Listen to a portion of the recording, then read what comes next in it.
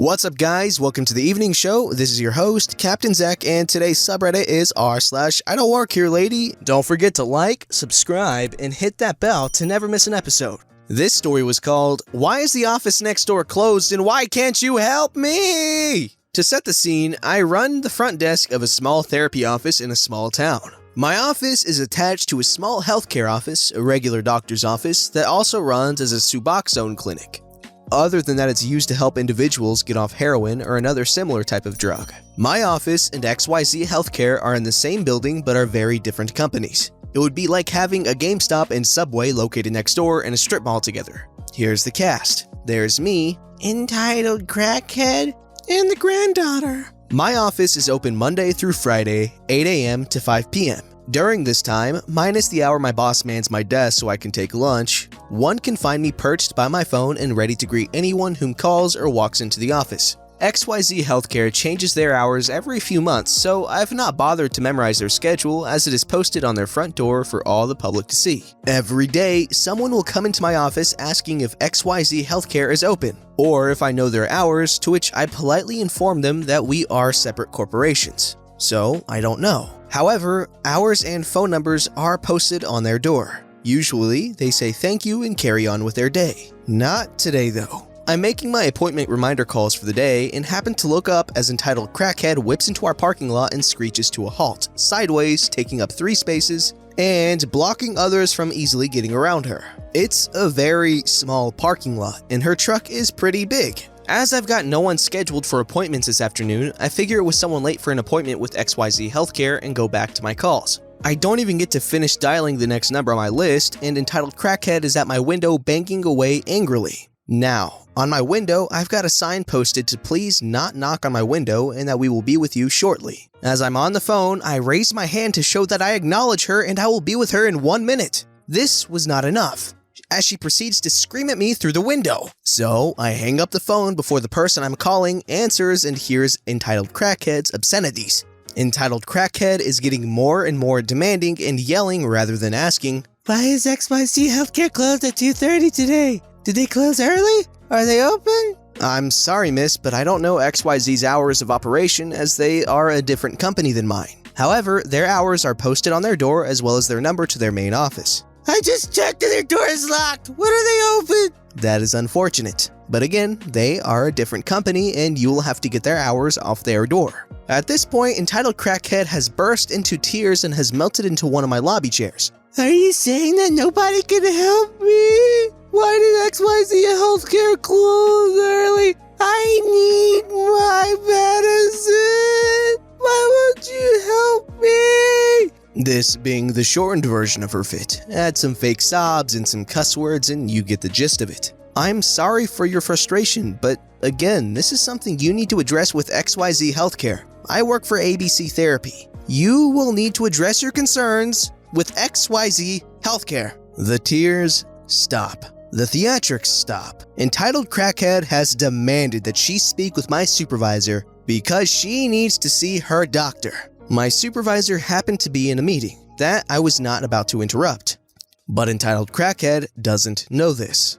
"Sorry miss, but she's currently out to lunch. If you'd like to bring it up at XYZ Healthcare though, you can get into their main office at blah blah blah, or call them at 1-800-I-DontWorkHereLady. They'll be more than happy to address your concerns. Would you like me to write it down for you?" Y'all, she was livid. "I know where the flip it is. I'm gonna make sure you won't be able to work in this town again," etc, etc. She thrashes some chairs around and storms off. My supervisor heard the commotion and came to see if I needed help. Upon giving the rundown, she doubled over in laughter over the silliness. Thankfully, entitled crackhead left before we had to hit the panic button. Though, I can't lie, it would have been very exciting. I don't know guys, I feel like this story isn't 100% true, because I feel like if a crackhead started trashing your place of work, that part of the story would have a little bit more detail. But, what do I know? What do you guys think?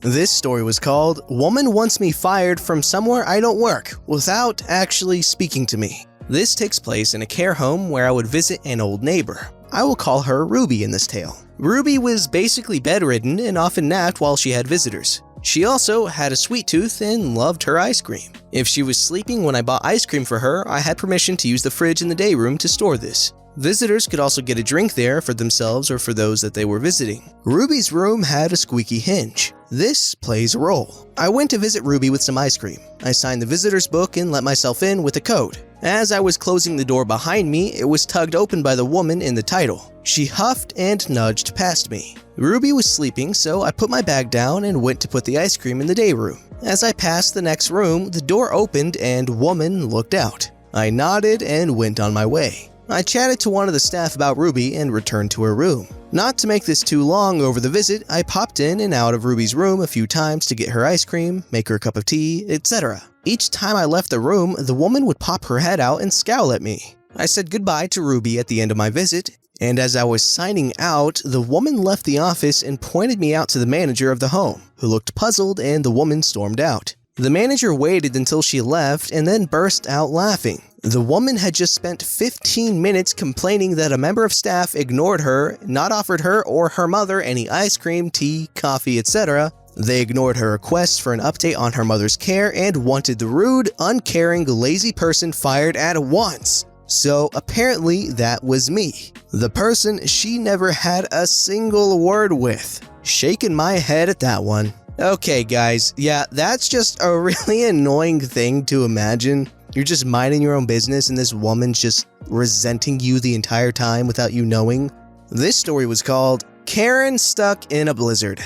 I'm not sure this falls into this category, but here we go! This happened a few years ago when I was living in Denver working as a security guard. There was this massive blizzard that just shut the whole town down for a couple days. There was 3-ish feet of snow on the ground and I drove a Toyota Yaris, so there was no way I was going to make it into work. I called up my security company and they said they would send out one of their rovers that was driving a pickup truck with chains to pick me up and take me to work. I was pretty bummed that I wasn't going to get a snow day, but I needed the money, so I agreed. We decided that the driver would meet me at a busy intersection so he wouldn't have to navigate the side streets since most of them weren't yet plowed. I bundled up and headed out. It took 15 to 20 minutes to get there and then I waited on the corner. It was a ghost town, and there were no cars on the road as even the main street had not been plowed. There was a little car in the street that someone obviously abandoned after getting stuck. After about 20 minutes into my wait, this little Suzuki Samurai came plowing down the street and had to stop at the little abandoned car. Once stopped, it was also stuck. I could see Karen getting frustrated and the wheels kept on spinning. She got out of the car and said, "Why would you think your crappy little car would make it through the snow?" She obviously thought the car was mine. I told her the car wasn't mine, but she continued to berate me, calling me an idiot. She took a shovel out of the back of her Suzuki and shoveled a space in front of the tires. She got back in the car and began to rock the car back and forth. She had a little success, but it wasn't enough because she was trying to do this while sitting in the car. She needed help. After 5 to 10 minutes of this, she asked me to help her. After she treated me like crap, I just started laughing at her. She yelled, "Fuck you!" right as my ride pulled up. He asked me if she needed a ride, and I said, she's fine, let's go. And we left Karen there. To this day, I've never seen a scowl like that as we drove by her.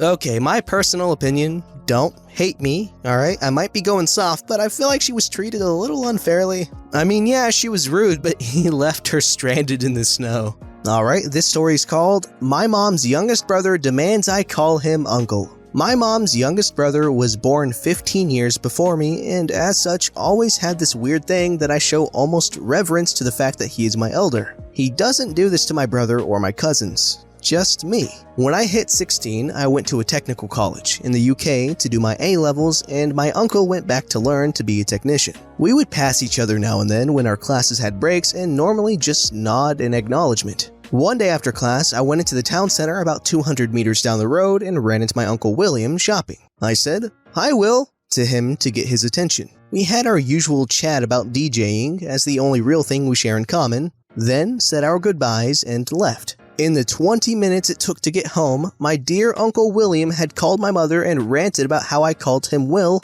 over and how I should just call him Uncle William. I will point out that neither my brother or I have called any of my aunts or uncles Aunt X or Uncle Y since we were about 8 or 9 years old, and none of them complained. Mom told him not to make a big deal out of it, but would speak to me about it. Later we had a laugh, but for the sake of keeping the peace, I agreed to just say it to keep him from whining. It's a shame my dear uncle didn't think this one through. He didn't like his classmates to know how old he was, and the fact that I teased him that he was in a class of people I went to school with drove him mad to complain to my mom that I should never mention his age or the fact that he didn't have any GCSEs, etc. Being the caring and loving nephew, I did of course shout, "Hey, Uncle William!" any and every chance I got when I saw him at college. After the third time, he called my mom, who just repeated that he should show respect and to lie in his bed. I admit, I probably went out of the way to ensure that on breaks from class, we would go to where his class was having a coffee to go chat and say hello to my Uncle William and to see if he could give Grandma a message when he got home, etc. I think it lasted no more than 3 weeks before my uncle had gone from calling my mom to demand I always call him Uncle William to only win away from classmates. Then, not at college, swiftly adding, not in town either. Each demand met with my mother replying, "It's either all of the time or none of the time. You can't pick and choose." I love my mom. She eventually just got to asking me to just call him Uncle Will. This was because I spent a day calling him Uncle Big Willie for the afternoon and playing Will Smith at him because I was 16 and a jerk. Okay, honestly, again, you might think I'm being soft, but I feel like the Redditor is kind of a jerk in this story. Like, you shouldn't shame people for going back to school, because I'm sure they feel embarrassed as is. This story was called, "A Dad at a Preschool I Taught At Told Me How to Calm His Daughter Down, but I knew it wouldn't work out like he thought it would." I took a few years off of college to figure out what I wanted to major in, and during that time I worked at a really great preschool. This was a Montessori school in a really high-end area, so the parents were all pretty wealthy. A significant number of the children had live-in nannies, and the staff and I saw the kids more often than their parents got to. For the most part, the parents were extremely nice and respectful, albeit a little absent.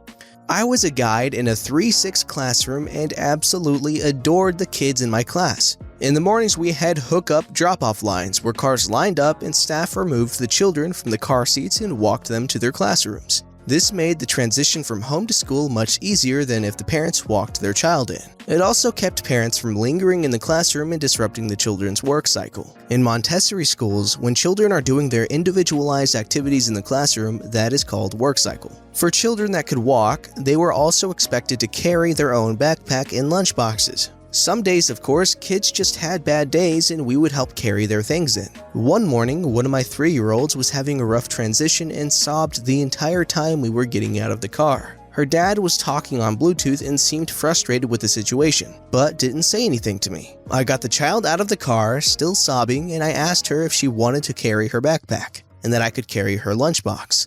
She seemed to like this compromise and handed me her lunchbox while I helped her put her backpack on. She is still sniffling a little, but calming down overall. The dad, still talking on his Bluetooth, pulls up to drive away but rolls his window down and gestures at me. Child and I stop and look at him curiously, thinking he was going to tell his daughter he loved her or goodbye. Instead, he snappily tells me, "Well, if you would just give her her lunchbox to carry, she would stop crying." And then he looked expectantly at the lunchbox. I didn't want to anger the dad, but I knew darn well this little girl did not feel like carrying her lunchbox. I need to go into a little more detail here because these were not small lunchboxes. They were big, bulky, and probably weighed about half as much as some of these small children. They had to be big enough to fit every bit of a child's lunch in individualized glass Tupperware containers. Every child carries the same lunchbox, and the lid could snap on and off, but it wasn't supposed to. Anyway, I looked at the father and said, "Of course, I'll let her carry it," and hand the girl the lunchbox. In a complete shriek, she yells, "I don't want this!" and proceeds to slam the lunchbox into the concrete walkway, causing the lid to break off and all of her lunch items to go rolling around the parking lot. And she immediately starts sobbing again. I simply look up to make eye contact with the dad, and he looked so embarrassed. He didn't say a word, and he slowly just rolled up his passenger side window and drove away. After morning hookup was over, we had to call him to bring his daughter another lunchbox because her main portions were ruined. Okay, honestly, this story is just kind of sad. If you're not gonna give your children attention, at least just don't have them to begin with. Don't forget to like, subscribe, and hit that bell to never miss an episode.